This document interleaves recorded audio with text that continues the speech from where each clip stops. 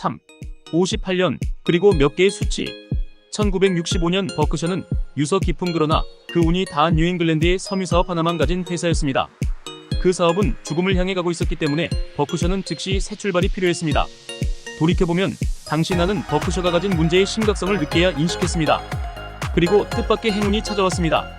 1967년 내셔널 보험을 인수하게 된 것입니다. 그래서 우리는 보험과 다른 비섬유 사업들로 우리의 자산을 돌렸습니다.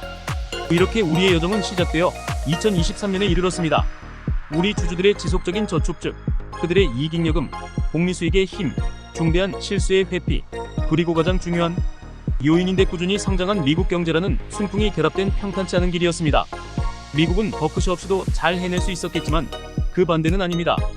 현재 버크셔는 거대하고 다양한 기업들로 이루어진 독보적인 기업군의 주요 지분을 보유하고 있습니다. 먼저 나스닥, 뉴욕 증권거래소, 그리고 관련 거래소에서 매일 거래되는 5,000개 정도의 상장 기업들이 있습니다. 이 그룹 안에는 유명한 미국 대기업들로 구성된 인류 기업군인 S&P 500 기업들이 있습니다.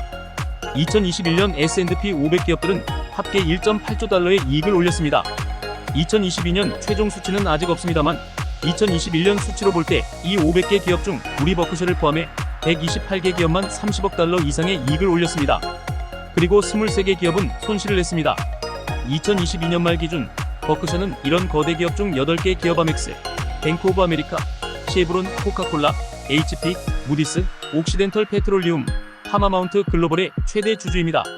이런 8개 투자자산 외에도 버크셔는 BNSF의 지분 100%, BH에너지 지분 92%를 보유하고 있으며 이 두 회사는 모두 앞서 말한 30억 달러가 넘는 이익을 올리고 있습니다. BNSF는 59억 달러, BH에너지는 43억 달러.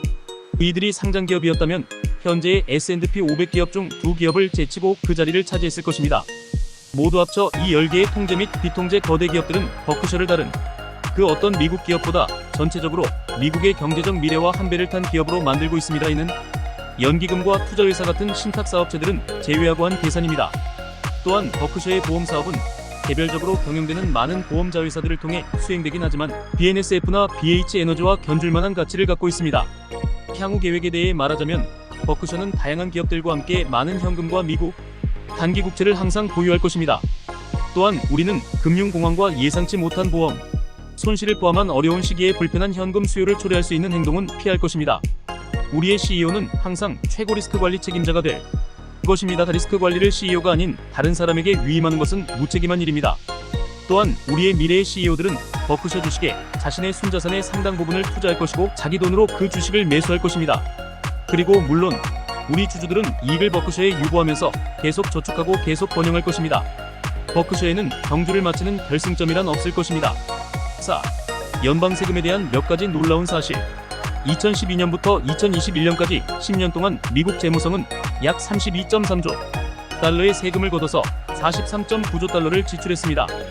경제학자, 정치인, 그리고 많은 대중들은 이런 막대한 재정 불균형이 초래할 결과에 대한 의견을 갖고 있지만 찰리와 나는 그에 대해 알지 못하며 단기적인 경제 및 시장 예측은 무익한 것 이상으로 나쁜 것이라고 굳게 믿고 있습니다. 우리의 일은 버크셔의 사업과 재정을 장기적으로 인정할 수 있는 수준의 실적을 달성하도록 그리고 금융공황이나 세계적인 심각한 경기 침체가 발생했을 때 회사의 독보적인 사업 및 투자 유지력을 보존할 수 있도록 관리하는 것입니다. 또한 버크셔는 치솟는 인플레이션에 대해 약간의 보호를 제공하겠지만 이런 특성은 결코 완벽하지 않습니다. 막대하고 고질적인 재정 적자는 결국 그 여파가 있습니다. 2012만 2021년까지 10년 동안 재무성이 거둔 세수는 개인소득세 48%, 사회보장세 및 관련 세수 34.5%, 법인세 8.5%, 그리고 다양한 소액 부과금 등으로 이루어졌습니다. 같은 기간 버크셔가 납부한 법인세는 320억 달러로 이는 거의 정확히 이 기간 재무성 전체 세수의 0.1%에 해당합니다. 그리고 이것이 의미하는 것은 놀라지 마십시오. 버크셔만큼 세금을 납부하는 납세자가 약 1,000명만 있어도 그 외 어떤 기업이나 미국의 1억 300만 가구 중 그 어느 곳도 연방정부에 전혀 한 푼도 세금을 납부할 필요가 없다는 것입니다. 100만, 10억, 조, 우리 모두는 이런 단어들은 알지만 그것이 얼마나 큰 액수인지는 거의 가늠할 수가 없습니다. 물리적 차원으로 이런 숫자들을 살펴보겠습니다. 100만 달러를 새로 발행하는 100달러 지폐로 바꾸면 우리 가슴 높이까지 돈 다발이 쌓입니다.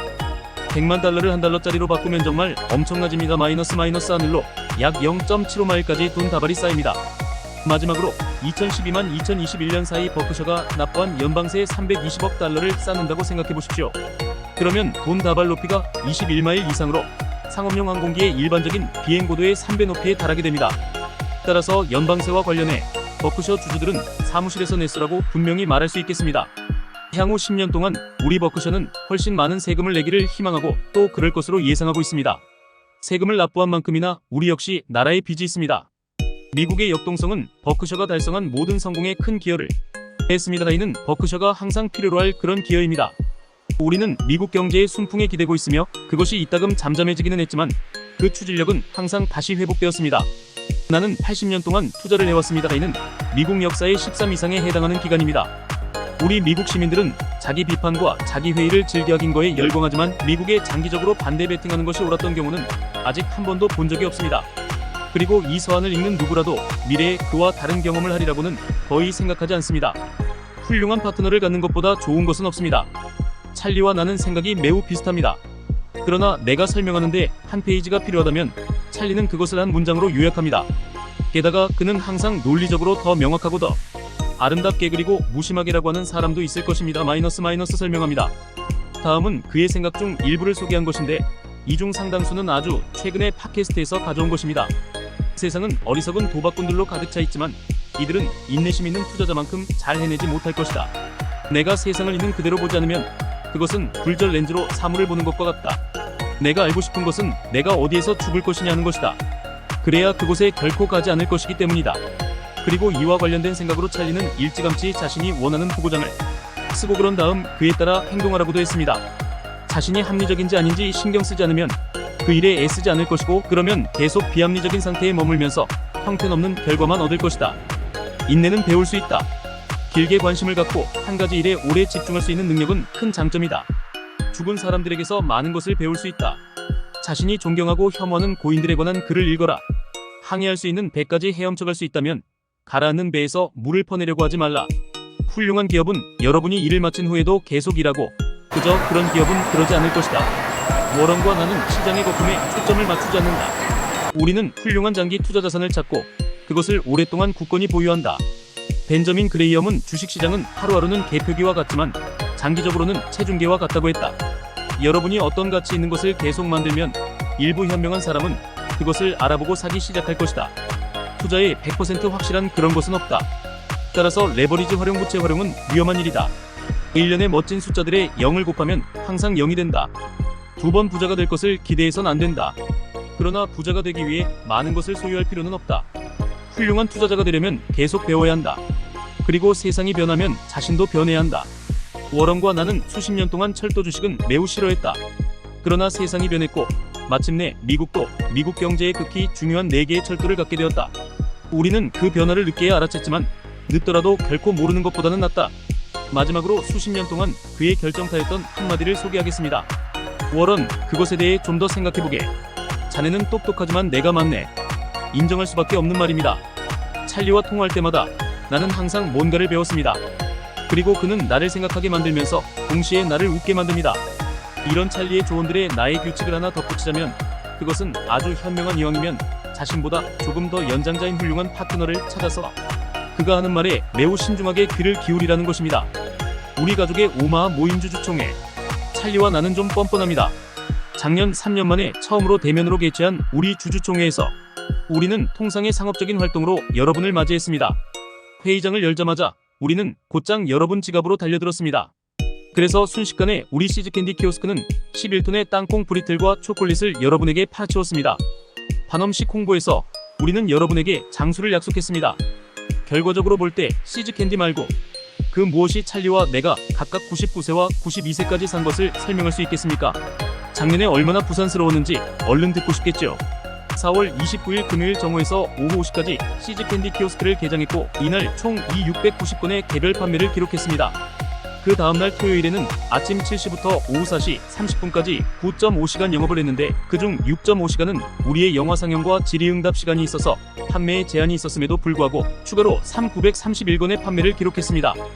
계산을 해보면 시즈캔디 키오스크는 프라임 영업시간의 분당 약 10건의 판매를 기록했습니다. 이틀 동안 총 매출은 $409였습니다. 101년 동안 사실상 변한 게 없는 제품들을 판매한 한 매장에서 올린 매출이었습니다. 100여 년 전 헨리 포드의 모델 T 자동차 시절에도 팔렸던 시즈 캔디가 지금도 여전히 팔리고 있습니다. 찰리와 나 그리고 버크셔의 전 직원은 오는 5월 5-6일 오마에서 개최되는 2023년 주주총회에서 여러분을 뵙기를 고대하고 있습니다. 우리에게 좋은 시간이 될 것이고 여러분에게도 좋은 시간이 될 것입니다. 2023년 2월 25일 워런 버핏 버크셔 해서웨이 이사회 의장